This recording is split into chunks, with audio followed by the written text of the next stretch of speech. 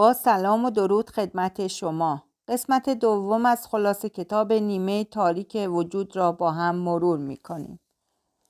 از کودکی تا آن زمان که بزرگ شوم دائم این را در گوشم می خواندند که انسان‌ها دو دستند، انسان‌های خوب و بد، و من نیز مانند بسیاری از کودکان با باور بر این گفته هر لحظه سعی می کردم که ویژگی‌های خوب خیش را هرچه بیشتر برجسته کنم و بدیهایم را سرکوب.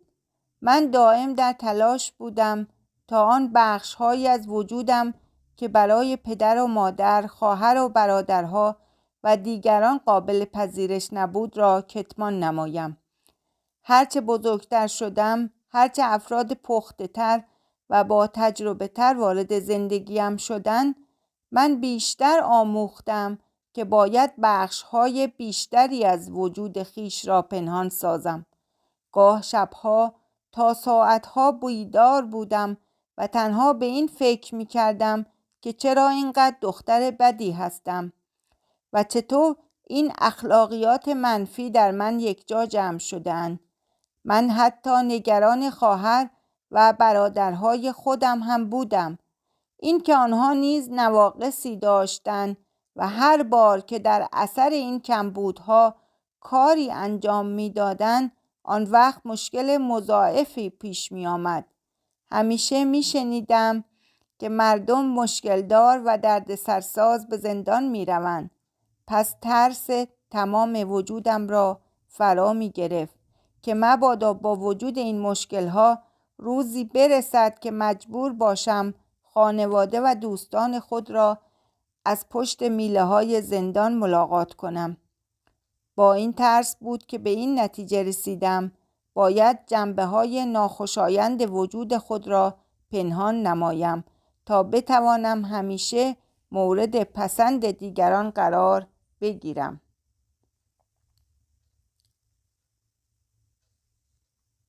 در این راه برای آن که همیشه تایید دیگران را وام بگیرم باید دروغ‌هایی هم میگفتم. مثلا وقتی که مسواک نمیزدم یا خواهرم را گاز میگرفتم دروغ میگفتم. جالب این که اصلا متوجه این دروغ نمیشدم، چرا که قبلا از این جریان ابتدا به خودم دروغ گفته بودم. آنچه که من میشنیدم این که عصبانی نباش، خودخواه نباش، بدجنس نباش، این پیام به قدری تکرار میشد که دیگر باور کردم آدم بدی هستم و نباید باشم.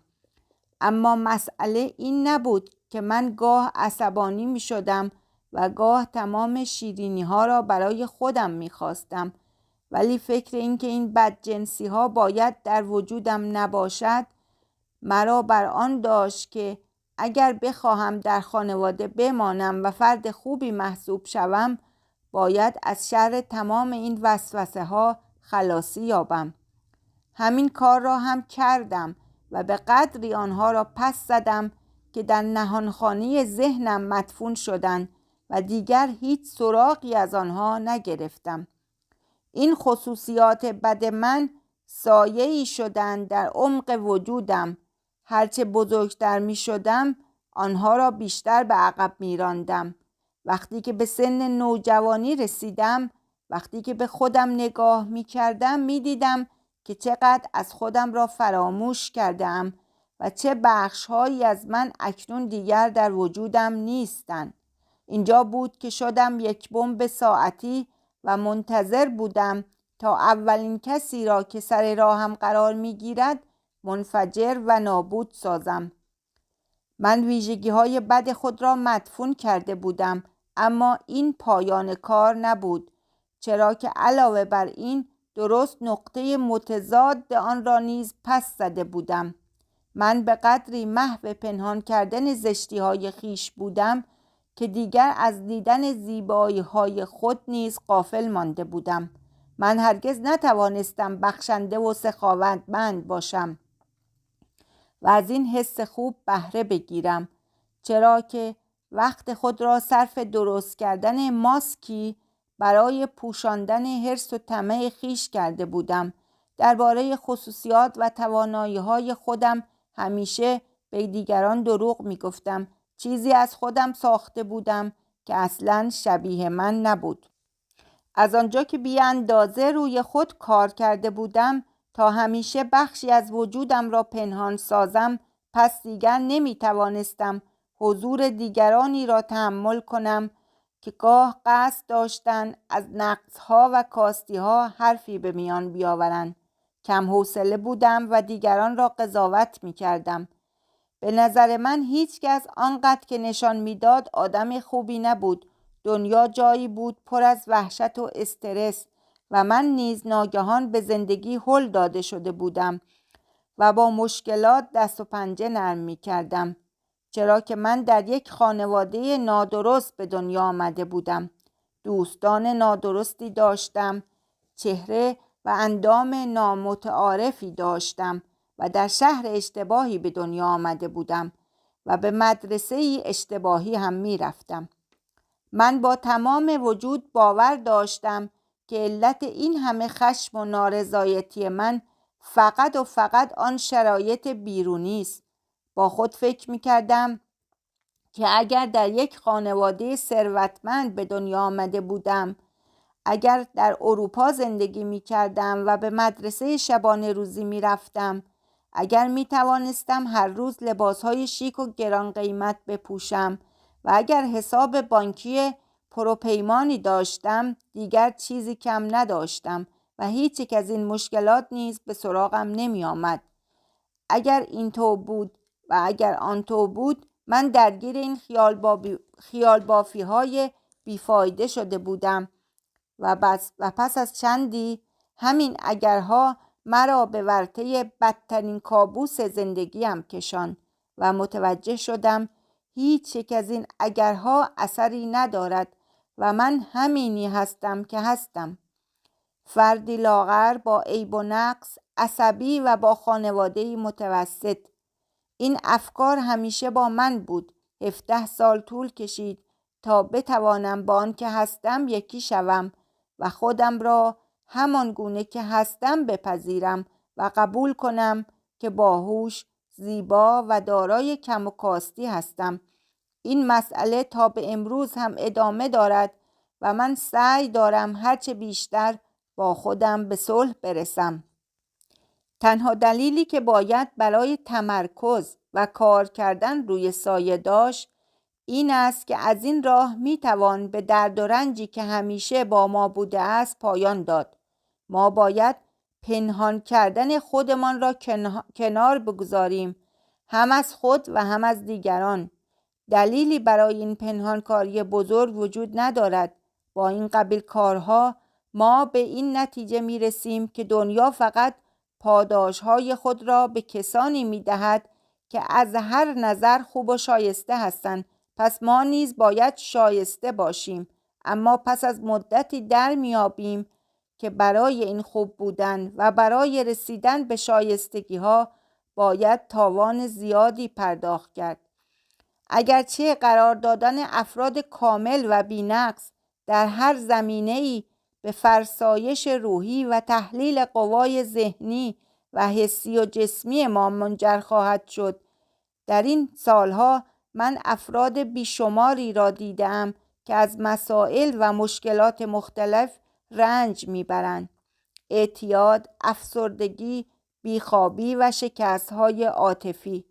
افرادی که هرگز در صدد سبقت گرفتن از دیگران نیستند، به موقعیت دیگری غبطه نمیخورند، خشمگین نمیشوند و خود را مهم نمیدانند و هرگز برای خود چیزی نمیخواهند. افرادی که غده‌های سرطانی سراسر وجود آنها را در بر گرفته است و خود خبردار نیستند که دلیل آنها تنها رویاها، خشمها، غم و آرزوهایی است که در وجود خود سرکوب و دفن کردند. آنها با این باور بزرگ شدند که همیشه دیگران را برتر و مهمتر از خود بدانند. همه آدم‌های خوب همینطور هستند. سخت‌ترین چیز برای آنها این است که از قید و بندها رهایی یابند و خود واقعی خیش را مهم بدانند. این چنین افرادی شایستگی ترحم و همدردی و همدلی را دارند. آنها استحقاق این را دارند که خشم و خودخواهی خود را به ما ابراز کنند. ولی افسوس، در درون هر یک از ما انسان‌ها بی نهایت ویژگی‌هایی ضد و نقیض وجود دارد.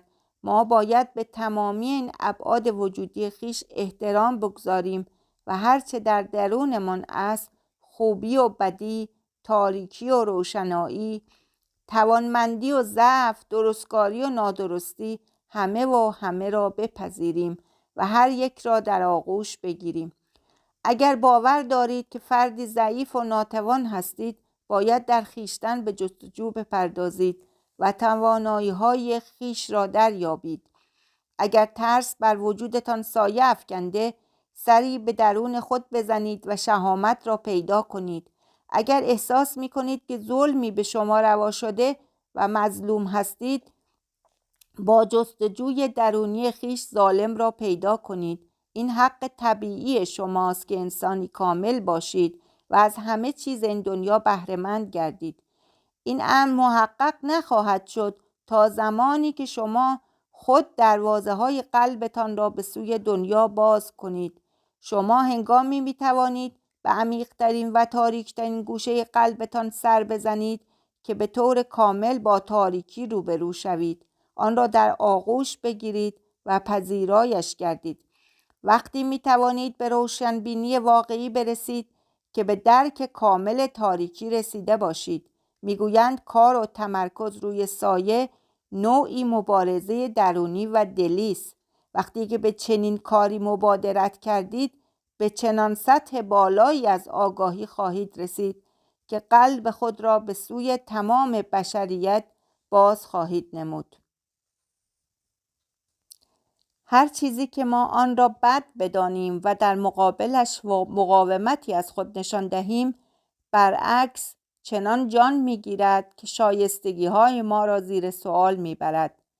اولین واکنشی که به صورت طبیعی در مواجهه با چنین مسئله‌ای از خود بروز می‌دهیم، دوری گزیدن از آن است و در گام جدی سعی می‌کنیم که با آن ویژگی وارد معامله شویم تا بتوانیم از شرش رهایی یابیم. هستند بسیاری از افرادی که پول و وقت زیادی صرف می‌کنند تا به این خواسته برسند، ولی باید بدانیم که جنبه‌های پنهان وجودی انسان به توجهی بیش از این نیاز دارد. وقتی که ما بخش‌هایی از وجود خود را از خودمان دور می‌سازیم، نادانسته ارزشمندترین گنج وجودی خویش را در غاری تاریک پنهان کرده ایم و سپس انتظار داریم این اشیای قیمتی را بیابیم، حالان که آنها را در عمق تاریکی پنهان کرده ایم. این گنجینه‌ها در تلاشند تا هرچه زودتر خود را به ما بنمایانند و از سوی ما توجهی دریافت کنند، اما ما آنها را از خود دور می‌کنیم.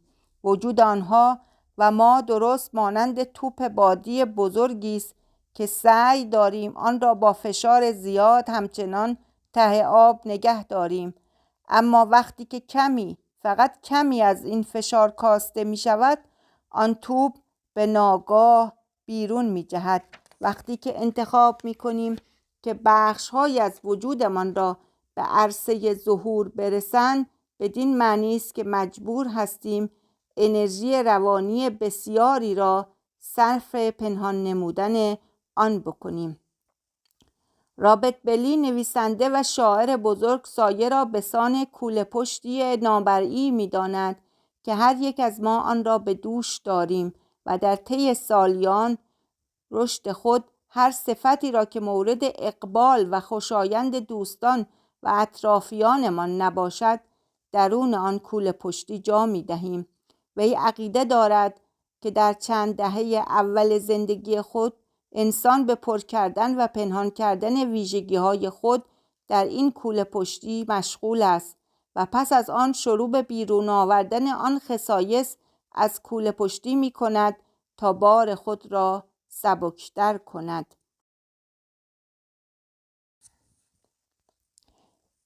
به امید اینکه خلاصه کتاب رضایتتون رو جلب کرده باشه این قسمت را به پایان میرسونم. لطف کنید با نظرات خودتون ما را در این راه